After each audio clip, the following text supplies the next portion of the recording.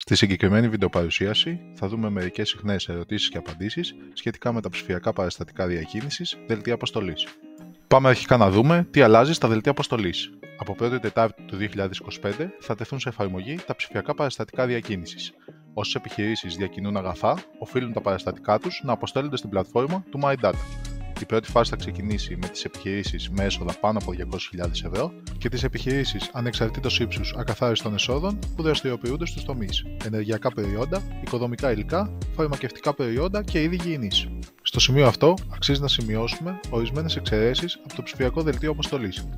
Διακίνηση αποθεμάτων εντός της ίδιας εγκατάστασης ή μεταξύ επαγγελματικών εγκαταστάσεων της οντότητας σε απόσταση έως 10 χιλιόμετρων, συναλλαγές λιανικής, εκτός από διακινήσεις μέσω ταχυδρομικών υπηρεσιών, ταχυμεταφορών και ενεργειακών προϊόντων, διακίνηση που διενεργείται από γραφεία τελετών, διακίνηση από τους τεχνικούς των αναγκαίων εργαλείων και μηχανημάτων για την εκτέλεση και διεκπαιρέωση των εργασιών τους. Ας δούμε πόσο εύκολα μπορούμε να εκδώσουμε ένα ψηφιακό δελτίο αποστολής μέσα από μια εφαρμογή τεχνολογίας Pegasus. Μέσα από το μενού Πελάτες και Παραστατικά πελατών, επιλέγουμε Νέα καταχώρηση. Επιλέγουμε τον πελάτη που επιθυμούμε και από την οθόνη Στοιχεία διακίνησης μπορούμε να δούμε τα στοιχεία φόρτωσης και παράδοσης των εμπορευμάτων.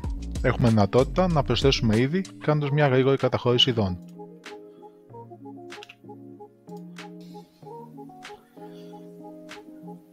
Και τέλος πατάμε καταχώρηση. Έτσι έχει εκδοθεί το σχετικό παραστατικό, το οποίο έχει πάρει σήμανση πάροχου ηλεκτρονικής τιμολόγησης και έχει ανέβει στο MyData. Ακόμα και μέσα από την οθόνη κινητού ή tablet, ο χρήστης εκδίδει το δελτίο αποστολής. Επιλέγει τα είδη που επιθυμεί, επιλέγει τον πελάτη και μέσα από το tab παραστατικό και το μενού Στοιχεία διακίνησης μπορεί να δει τον τόπο φόρτωσης και παράδοση των αποθεμάτων. Τέλος, προχωράει στην έκδοση του δελτίου αποστολής, το οποίο παίρνει σήμανση παρόχου ηλεκτρονικής τιμολόγησης και ανεβαίνει στην πλατφόρμα του MyData. Τι ισχύει σχετικά με τους χρόνους και τις ημερομηνίες διαβίβασης? Όσον αφορά τους χρόνους διαβίβασης, ο εκδότης παραστατικών διακίνησης, στην περίπτωση αποστολής και διακίνησης αγαθών, καλείται να διαβιβάσει τα αντίστοιχα παραστατικά στην ψηφιακή πλατφόρμα MyData σε πραγματικό χρόνο και πριν την έναρξη διακίνησης των αγαθών.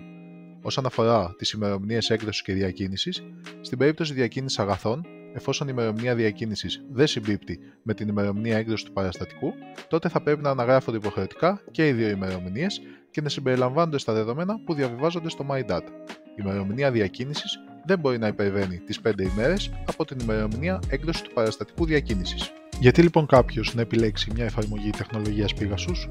Πάμε να δούμε μερικά από τα σημαντικότερα πλεονεκτήματα των εφαρμογών μας. Περιόριστοι χρήστες χωρίς έξτρα κόστος, πρόσβαση από παντού χάρη στις cloud-based εφαρμογές μας, πανελλαδικό δίκτυο συνεργατών και οθόνη retail για άμεση έκδοση παραστατικών. Επιπλέον, υπάρχει δυνατότητα για συγκεντρωτικά δελτία αποστολής και μαζικό μετασχηματισμό των δελτίων αποστολής σε ένα τιμολόγιο, αρχιοθέτηση παραστατικών και αυτόματη διαβίβαση στον τελικό πελάτη μέσω SMS και email και διαχείριση όλων των παραστατικών από μια πλατφόρμα. Τι θα αφορά λοιπόν η β' φάση και πώς πρόκειται να προσαρμοστεί η ΤΕΣΑΕ στις αλλαγές αυτές? Η β' φάση αφορά το σύνολο των επιχειρήσεων, οι οποίες μπορούν προαιρετικά να ενταχθούν στα ψηφιακά παραστατικά διακίνησης από 1η Πέμπτου του 2025 έως 30 του 2025 και υποχρεωτικά από την 1η Δεκάτου του 2025. Θα περιλαμβάνει ψηφιακή παρακολούθηση φορτώσεων και μεταφορτώσεων, παραλαβή παραστατικών και αγαθών με τη σάρωση QR Code των παραστατικών διακίνησης, καθώς επίσης και ποσοτικό και ποιοτικό έλεγχο από το λήπτη. Όπως και σε όλες τις προηγούμενες εξελίξεις, έχουμε ανταποκριθεί άμεσα, καλύπτοντας εγκαίρως μία ακόμα νομοθετική αλλαγή. Οι εφαρμογές τεχνολογίας Pegasus καλύπτουν χωρίς καμία επιπλέον χρέωση όλες τις ανάγκες των πελατών γύρω από τα ψηφιακά δελτία αποστολής και τις αλλαγές της α φάσης. Το ίδιο ισχύει και για τις επερχόμενες νομοθετικές αλλαγές που αναμένονται στη β' φάση των αλλαγών.